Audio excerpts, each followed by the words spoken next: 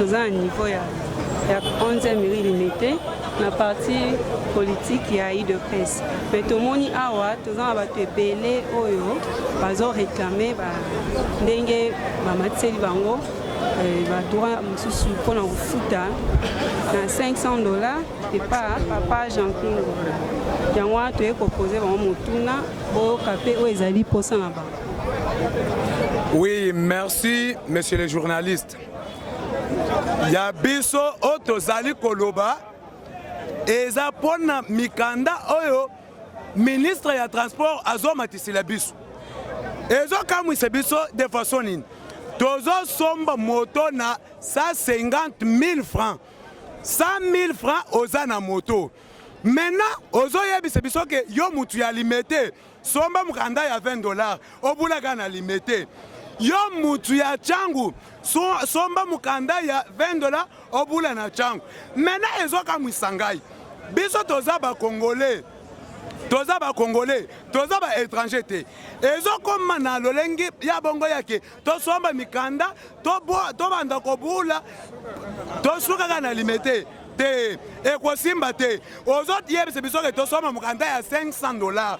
500 $ wana tozo yango ndenge nini parce que tozo boule tozo verser 12 000 francs maintenant yo zo ebise biso mukanda ya 500 $. Monsieur le président, il fallait que hôtel mena likambo oyo parce que soko hôtel mena likambo ote lendi biso tozo bimananzela po to yeba ke non monsieur gouverneur lokola ke atie biso musapi na munoko alinga yeba ke bawewa bazo agir ndenge nini tolingi todima na nzela lendi po ayeba ke non biso bawewa to agiraka parce que bapesa biso misala bakuluna bazalaki na nzela ebele mena babandi bazalaki basisidaka bazalaki mena bango nyonso wana batiki makambo wana bakomi lelo bachauffeur moto mena yo ozoya kotelema na bango na mokanda 500 $. Finalement po bazongele lisusu misala na bango wana obia batika misala na bango wana nde tozotelemena tolobi ke lelo ekita emata monsieur gouverneur abima na nzela te abima toyebi ndako na ye monsieur ministre ya transport toyebi ndako na yo okita omata na mikanda ya 500 $ oyo ebimisi tokotumba tuna bourgmestre ya Kalamu tuna bourgmestre ya Limete tuna babourgmestre nyonso tozotanga wana yeba ke ekita emata yo toko yeba makasi na yo okenda kobomba na ta na se ya mai pona ba chauffeur moto yo luki toko luka yo po yeba ke non ba chauffeur moto baza batu ya koluka makambu te parce que bazo le peuple d'abord pouvoir oyo eza pouvoir ya ba congolais eza pona bisoba honnête moni biso net ba étranger te toza ba congolais ozo nyokola biso net ke toza ba étranger to uti bisika mo songola pa le londe tolingi poke toyeba na lolenge na yo ke yo kimata na mai tokozwa yo. Oui, merci.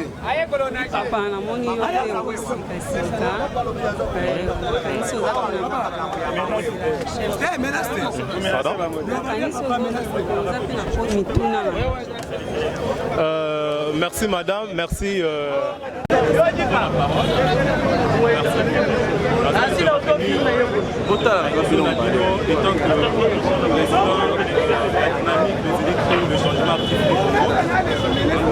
Étant que jeune leader qui prône vraiment l'état des droits, parce qu'il a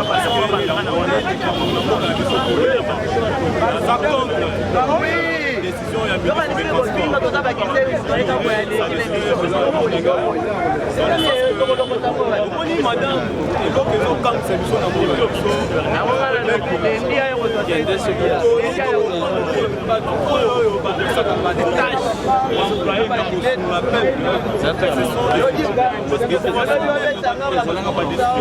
moi je me demande si vraiment dans un état de droit, un état où on doit respecter les textes, vraiment autorité à l'état à quoi du macaboye dans les néants, à juger des décisions et puis à instruire même la police pour ça la police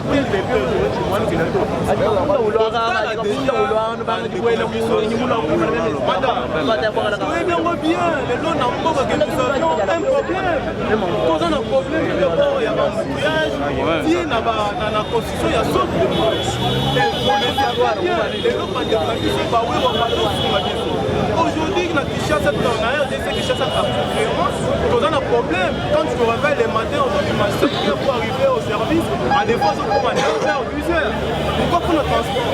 Les lobes à chauffeurs, il y a un demi-terrain. Ce qui veut dire que les institutions de ces pays ne pouvaient plus encore fonctionner. Pourquoi? Parce que nous sommes moins. Mais pour la ministre des Transports, une décision irresponsable et vraiment qui a une immaturité politique. En tout cas, c'est vrai. Pas sur la piste. Pas sur la piste. On doit comprendre ce qui se passe. Le problème est que Bango Bazan a Bitoumba na Bango na Kondisa pouvoir. Tu vois bien que Bango Kondisa pouvoir, il y a Tshisekedi. Pourquoi? Parce que Monique Tshisekedi s'est focalisé pour réaliser un projet le peuple d'abord. Alors, le col à Bango, Bazan a souci en athée. Et pour créer des troupes Namboka, il faut que ça aille. Tala est là, Bazan qui n'a pas campé. Oui, Tala est là, Bango va se faire. Oui, les lots Bazan qui ne peut toucher ce qu'au secteur, il y a transport, notamment Bawewa. Pourquoi? Parce qu'ils savent que ceux qui ont mis Bawewa, il y aura des désordres, c'est quelqu'un qui sera mal fait. Voilà ce que nous, on déplore dans ce pays. Alors, c'est pourquoi je dis, et tant que Congolais, allez directement, avant lundi, à démentir ma parole, s'il faut à revoir la situation, à composer délégation à Bawewa, tout autour d'une table avec Bawewa, qu'est-ce qu'il faut faire? Parce que tout ça profite le peuple congolais. Nous sommes dans un pays où, pour le moment, la conjoncture actuelle, Boyebi, ce qui se passe dans le pays, les social mal maîtrisé. Bon, yo ozo bimisa, ozo pesa, ordre. Que wewa asa samikana qui coûte si c'est $500. Wewa aller à Kandengeni. Azo bazo futandako. Bazana bas bazana bana batangisaka. En plus de cela, bazo sunga. Bango pe bazo ka ba moto wana, ils font le transport, ils cotisent à la fin de la journée. Est-ce que c'est normal? Donc je pense que décision wana eza vraiment ce n'est pas le moment. Mais sinon, à constituer une commission, bakutana baona délégation wewa pour trouver une solution, pas dégager solution. Merci beaucoup. OK, merci. Bonjour madame. Nazo me présenter d'abord. Naza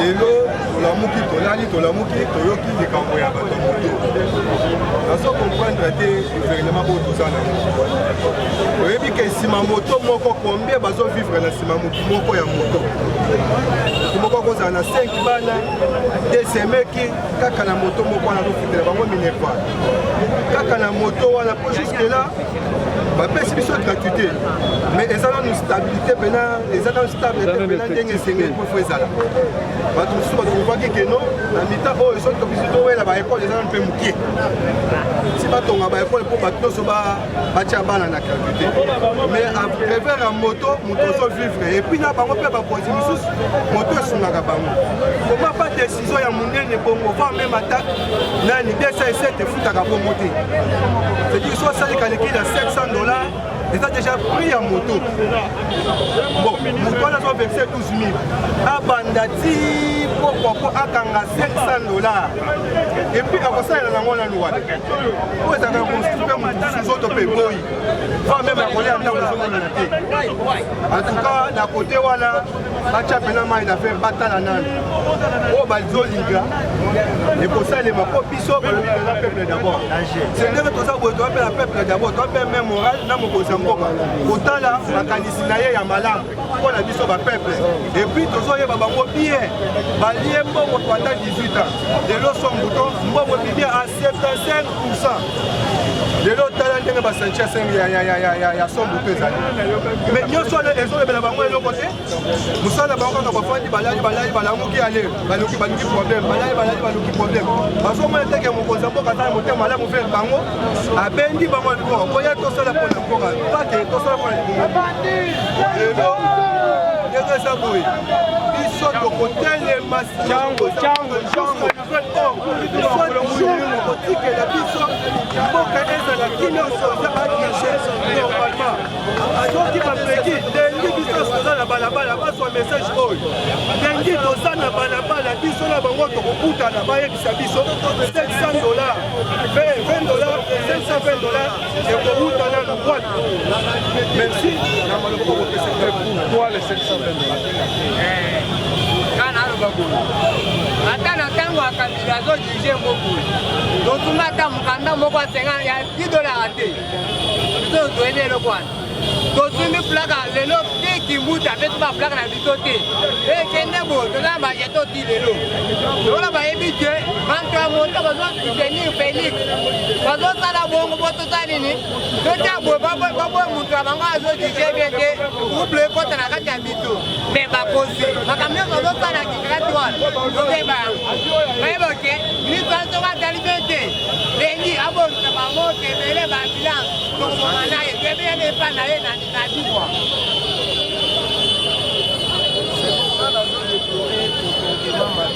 ya bandeko na biso ya soi-disant FCC toza bagene bazala nano na bolingo puiske mboka oyo eza mboka na biso rama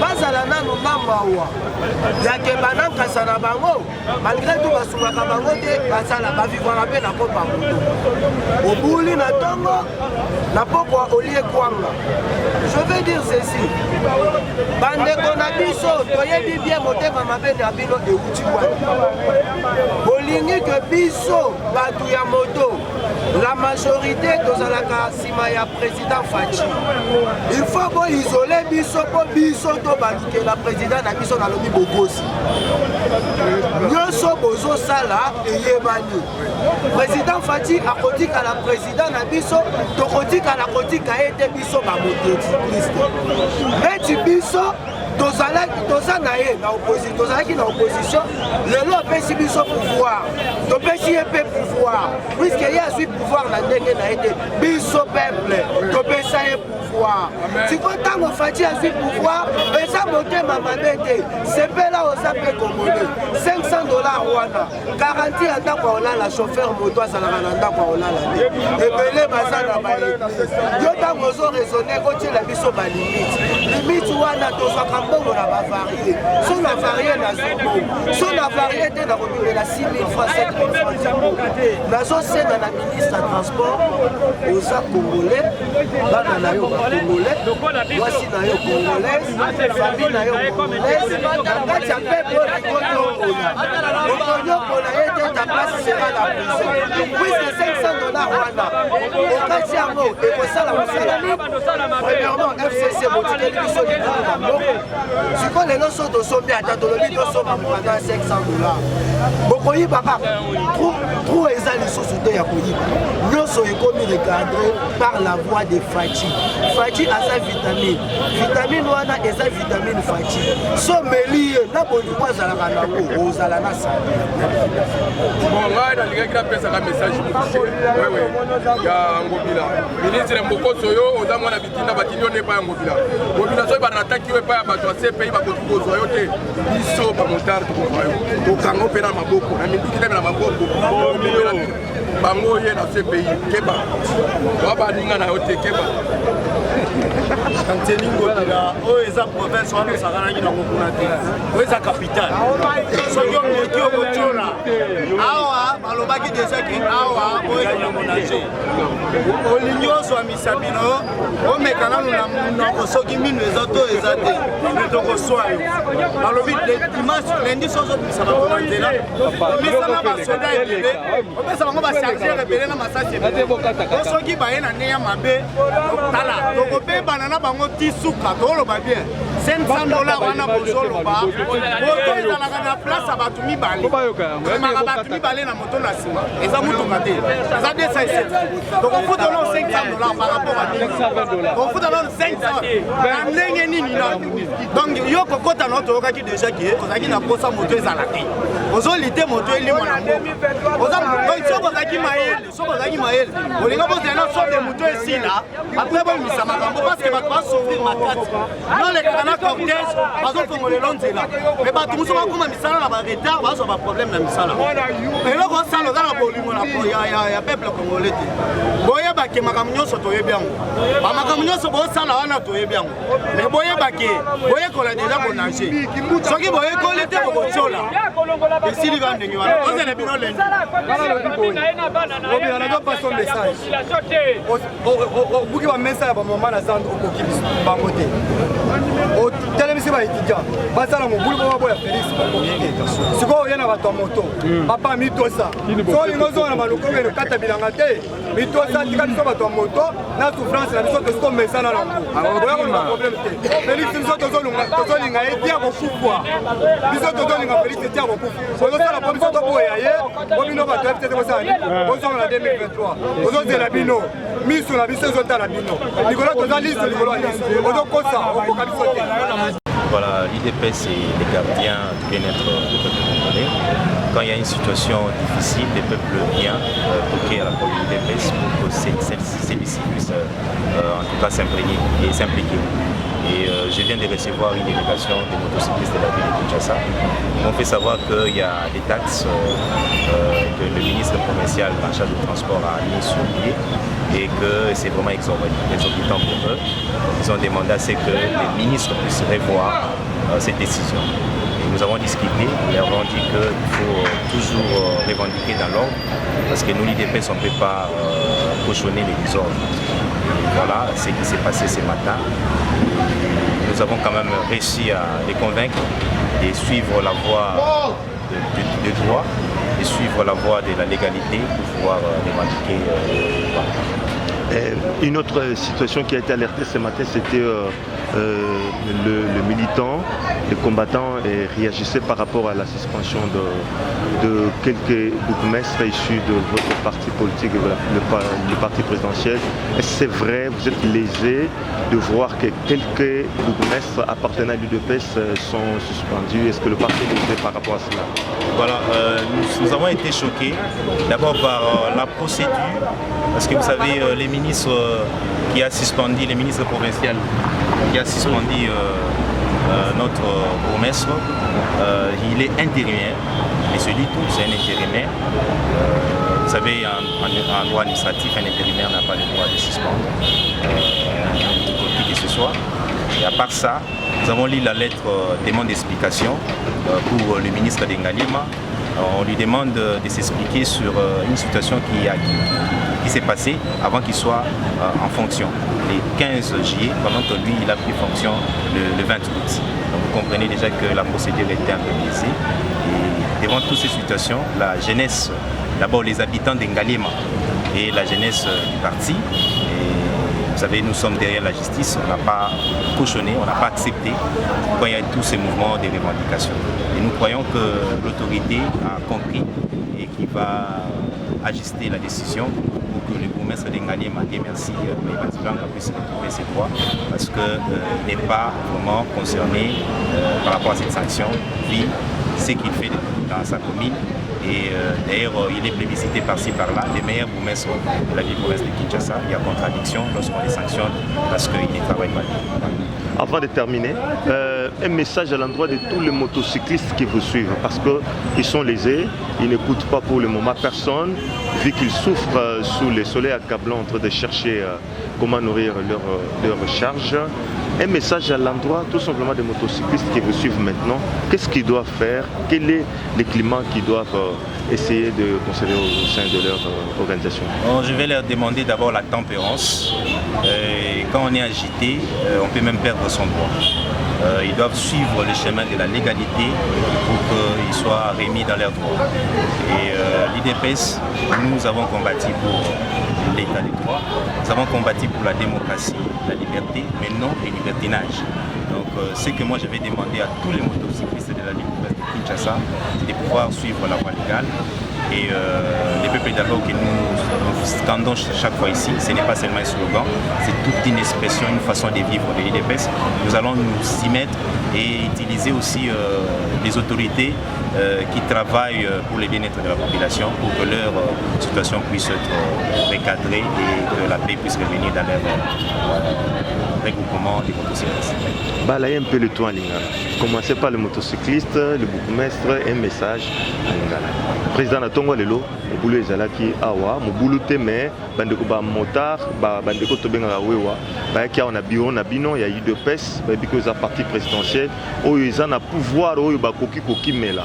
Le but est taxe mon bimi ezali likolo makasi ezoko senga mbongo ebele po basuklen normalement na Kinshasa pe basala trafic na bango et puis na tongo ba pine to mamaki ba combattant so baza ko réclamer ba bourgmestre oyo wapi bazwaki etumbu ya kofandisama ne pas wapi ba bino bolobi te bango ba ko sa musala malamu pe message ne ko kopesa da bande kono so ba motocycliste ba ko sala ba ko linga ba manifester lelo attitude ni ba ko sala na yango lelo po ete kimie ko sala na ko ba Kinshasa voilà. Pour les motocyclistes, tout le monde a tongo, c'est la décision. Il y a un ministre provincial à transport, il y a des taxes qui sont un peu exorbitantes. Il y a des motocyclistes qui ont $20 pour la ligne circulée dans la commune, $500 sur la ligne circulée dans toute l'étendue de la Kinshasa. Vous comprenez déjà que les alliés pensa Makambo ils allaient dans la pour le peuple, ils allaient connus pour le peuple, pour le peuple. Et tout souligner la bango, à Wanatongo, tout ici bango que balanda nzela ya mibeko pour na kosala revendication na bango. Ba kindete na ba voix de fait tout na ba voix moko ya kanda mais ba salela o izali droit na bango na kotosa mibeko. Ba kinde na memo na bango et pas na moto ya komaki mibeko wana pe tondimisa miete mokonzi wana aza mokonzi pona peuple akosala makambo so peuple azana na kimia wana pona ba motocycliste pona ba ndeko na biso ba bourgmestre bazaki sanctionner na so rappeler bino que sanction dès lettre yaki comme mi pa na ndeko Tengolito wazali ministre provincial intérimaire. Vous comprenez qu'un intérimaire en droit administratif ne peut pas suspendre. Mais tout le monde qui a commis la lettre à suspendre ndeko na biso ya Selimba suspendre pe Ngalema. Et tant que bengaki ba ko amener à Ngoma Kinshasa ba ebisi biso balobité ndeko ya Selimba va suspendre parce que ndeko Tengolito azali intérimaire azana ma kokiti pour suspendre un bourgmestre en fonction. Et ndeko na biso Selimba sur la kinaye et abandi musala na ye. Mais pour ndeko Ngalema ba administrer Ngalema baza bokambo. Pour moni que bourgmestre Ngalema il est parmi le meilleur bourgmestre de la ville à Kinshasa. Il se bat avec des moyens maigres. Azako bunda pote Ngalema est à la propre. Mais bakamwe ndenge ni pe azali suspendu. Ba monaki décision wana qui est injuste. Na moni des jours où ils avaient bandé quoi il dépeste. Ils a bateau ba vanda kana Ngalema. Pendant 2 jours, d'ailleurs, na tongo lelo, bazaka kawana na commune, bazaka pour revendiquer, pour senga na mokambi. Il y a Ngoma Kinshasa azongela décision wana, on a posé une sande pour dire merci Maïbanzilanga pour mettre pour travailler malam, à la plébiscité dans lobby à l'organisation à Minene, Ngoma Kinshasa comme le meilleur bourgmestre de la ville à Kinshasa. Décision de suspension, na makambaza pour ça là, ils ont pas la navire. Voilà un peu, grosso modo, c'est que nous devons communiquer.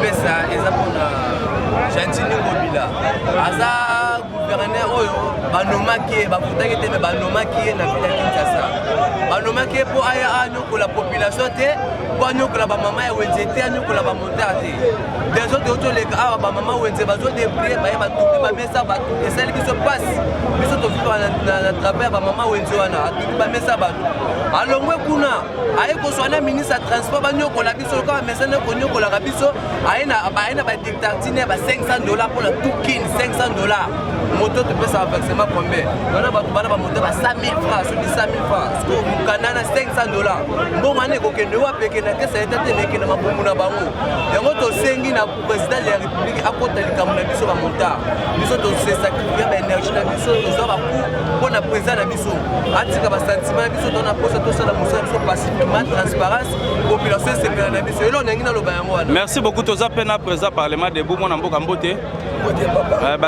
bazolanda okoko se présente. ngai naza président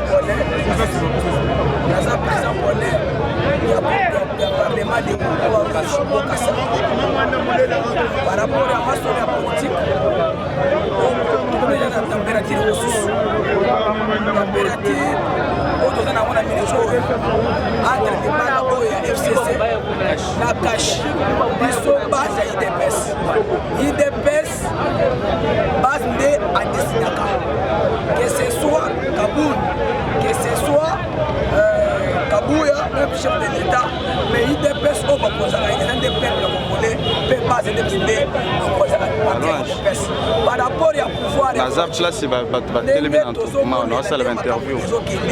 Nous sommes en Madame Mouté. Yo ZAP. Par rapport à Gérard Siamboka. Quand il bosse au siège. Par rapport à Bandego. Il y a un comité. Bino Bassi. Des chefs de l'État, dans Moussala, dans Sibango, Baye, dans Moussala, il y a Kofina, Bouton pour faire travailler. Lokola biso tuza ba souverain premier totelemi siko tobandi masolo na biso IDPS eza état d'esprit IDPS c'est que attirer biso message peuple congolais prenez vous en charge ne nous aboy tokotala tokozela ni mot d'ordre ya Kabunda te ni ya Kabuya te biso tokose prendre en charge lokola le chef coutumier de la nation docteur Tshisekedi va attirer biso message aloba prenez vous en charge andaka lelo tension la biso za mabeti mukolo Kabila kokende na bato na ye biso tokotika te tokoza na bango simba nzoto tosimbana na bango ti mukolo o Kabila na bato na ye bakotika pouvoir bakotika baposte oyo bango bazwi mpo banyokola peuple congolais parce que peuple congolais nde toza boye peuple a souffrir wana misala te donc mboka eza na chômage donc lelo bazoya mpo bana komatraite population mpo bakomisa donc babimisa chef de l'état na miso ya population mabe lokola biso nde tokunda biso nde tomela bakasi homogène biso nde tokufa tokangama yango lelo tozi tobandi siko masolo na biso tozwi makambo na biso ya charge parce que pouvoir o Félix aza nango biso nde topesa ye eza moto moko te apesa faci pouvoir biso nde tosala bamarche tokufa sa makambo ebele yango nde siko tozwi siko makambo tu amen oyo ekoya eya bref message na mokuse ezane message na mokuse ezane aloba mpona makambo biso bato bazoloba mpona mokanda ya $500 tutu bato batozala na balimite na badisi kokatisa commune mosusu te mais wana eza na ntina te biso totambolaka partout mais mpona mokanda ya $500 yo ozosomba moto ya $1000 okende osomba mokanda ya $500 wana tokosomba na to nini ya ba 17500 par jour toferisaka combien ata yo oza kolo oza na 5 moto okodepase combien mpo na 500 okozala aza na eloko te azwi ata mwa 100 000 francs na ye apeye mwa eloko na ye ya 80 000 francs amonte yango okebana na ye balala nzala te mais lelo ministre ya transport azoyake opeye mokanda ya $500 oyo baza na moto ya 100 000 yo oza na moto ya 100 000 okopeye mokanda ya $500 atikele biso kimia aluka disposition mosusu mpona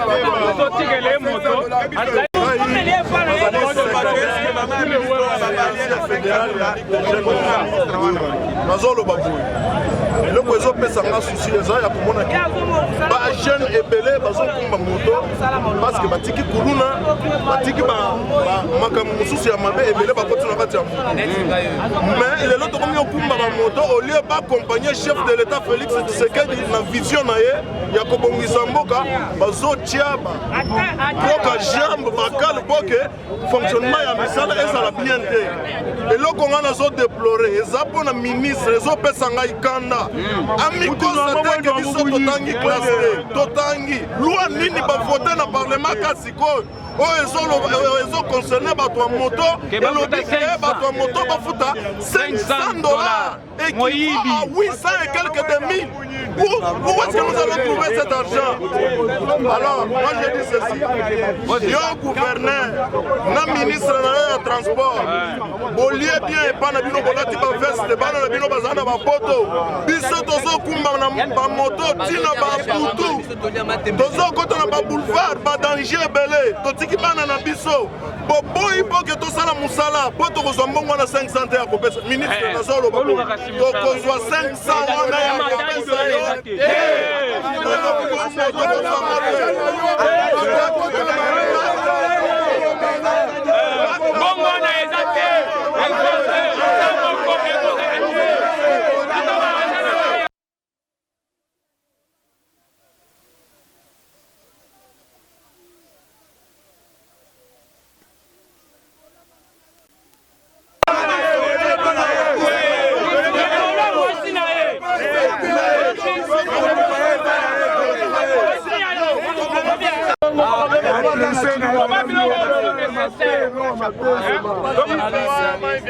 Ni de go back sera mukuse po presque baninga esi balo makasi okomona baministre na biso ya FCC na bagouverneur na biso ya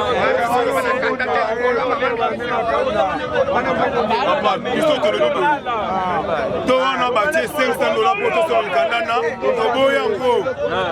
toboyi yango moto tozosoma moto na 950 dola tosoma mikanda 500 dola na ntina nini